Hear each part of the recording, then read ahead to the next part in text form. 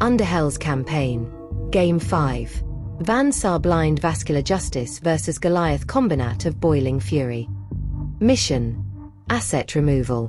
Both gangs already had an opportunity to fight each other in the first game of the campaign, on a much smaller scale. And one of the fighters, Goliath named Looney, was not even able to see his enemies. His faulty data slug overlay procced and made him insane during his first activation. He broke, never regained his composure and ran off the board due to insanity plus break status stacking in the second turn. This time almost complete gangs are going to be facing each other. The mission tasks Van Saar in eliminating the asset, one of the enemy models.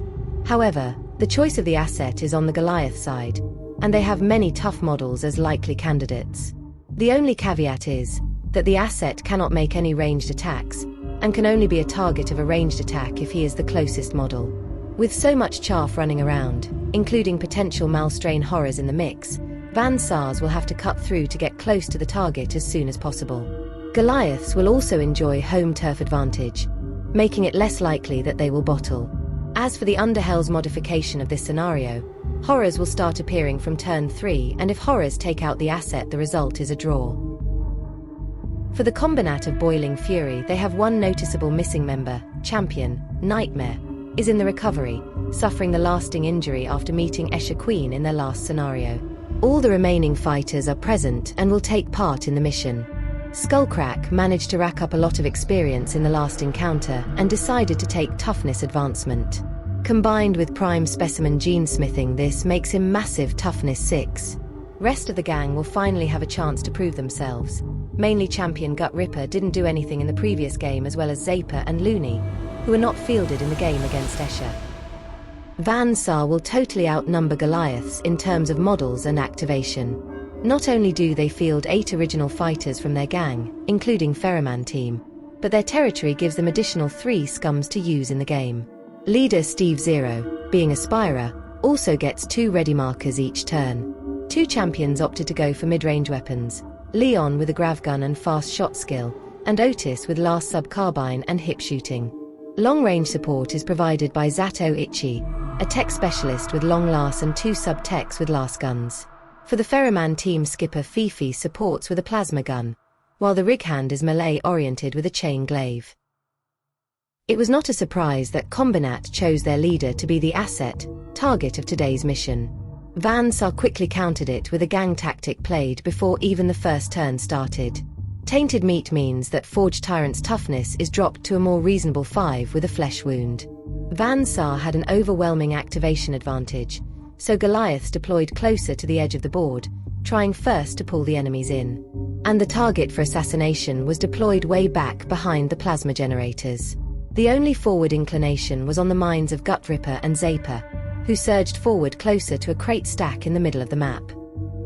When it was his turn to activate, Looney didn't disappoint in stressing out his superiors.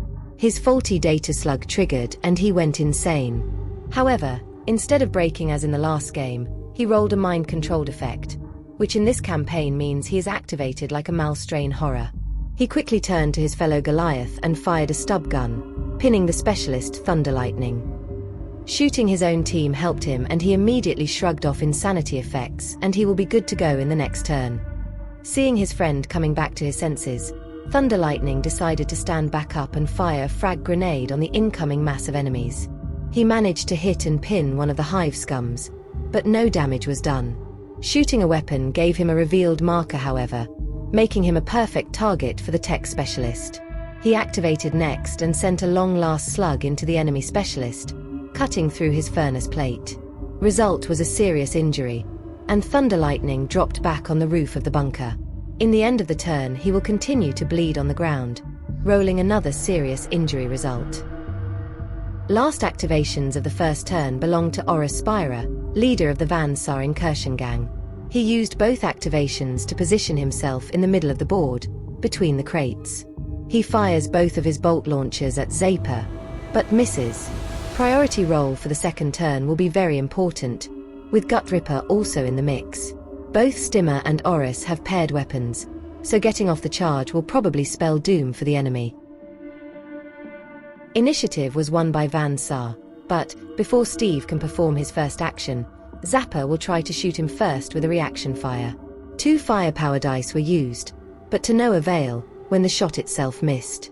Steve rolled 3 for his charge and managed to reach Gut Ripper, who standed no chance against paired Orrus power fists.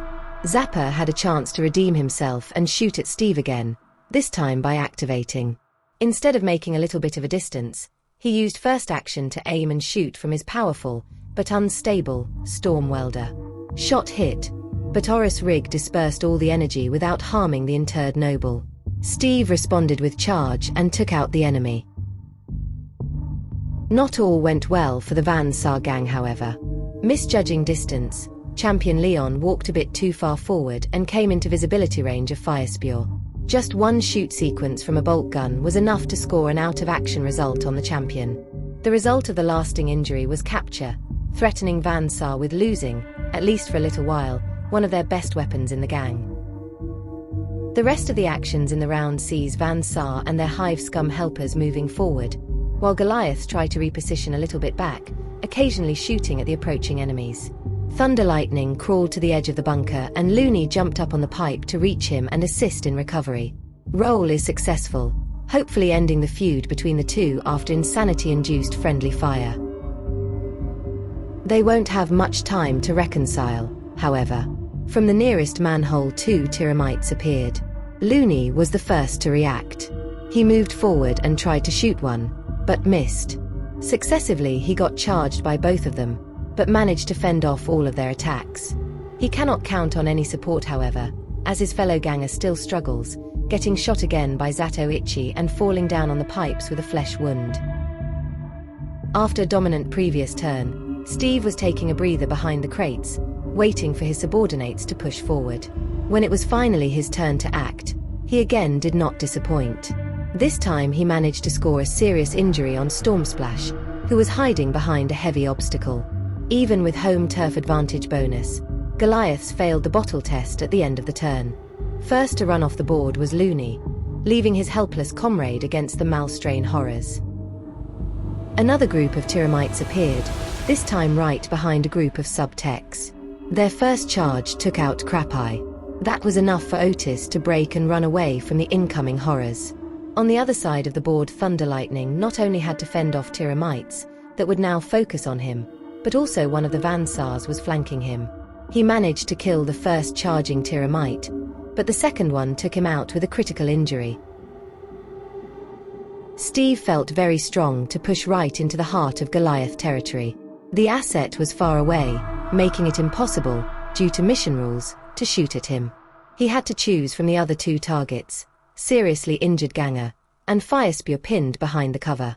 He decided to go against the healthy target and moved forward enough to see and be able to shoot at the pinned fighter. Both bolt launchers missed and FoePound breathed a sigh of relief.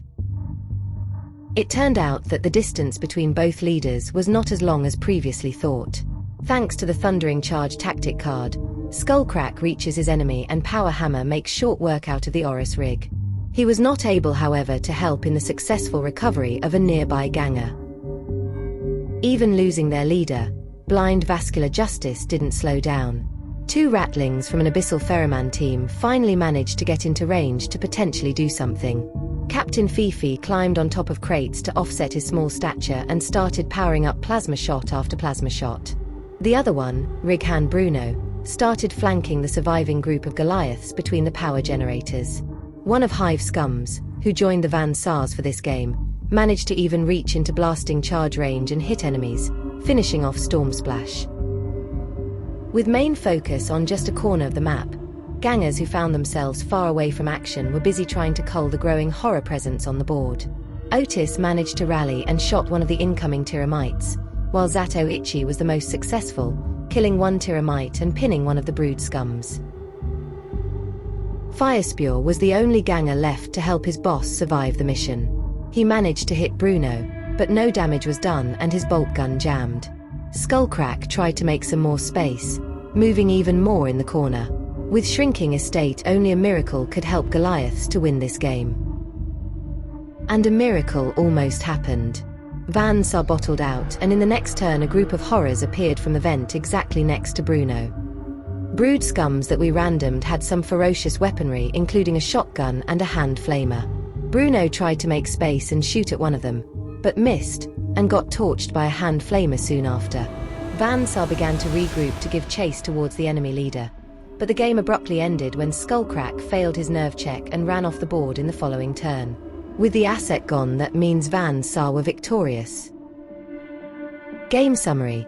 Van Saar managed to get 50 credits and 3 reputation for the mission victory. With a poor roll for the trading post, they are only able to buy common items. Most importantly, despite winning the scenario, their champion was still captured by the Goliaths. MVP goes to sniper Zato Ichi for clearing one of the flanks and stopping a lot of horrors from messing up advancing gangers. Goliaths got 60 credits from their territory. Thankfully, the gang have recruited a rogue dockhanger on at the beginning of the campaign, so Thunder Lightning was saved from the critical injury without spending any additional credits. He did get a hand injury as a side effect from the treatment, but minus weapon skill will not stop him from using his grenade launcher. MVP went to Firespure, whose bolt gun made it possible for Leon to be captured. Malstrains appearing from random spawn points was an interesting twist on a pretty standard assassinate-type mission, giving an additional avenue of victory for the defender. With a cool stat of 5+, it was possible for the lone leader to keep running away while passing all the nerve checks, hoping that Malstrain horrors would take care of the enemies for him. But the inevitable bad cool roll finally happened, giving the win to the attacker. In the next game, Van Saar will fight again, this time against the Escher gang, in the Great Rig Robbery mission. See you next time.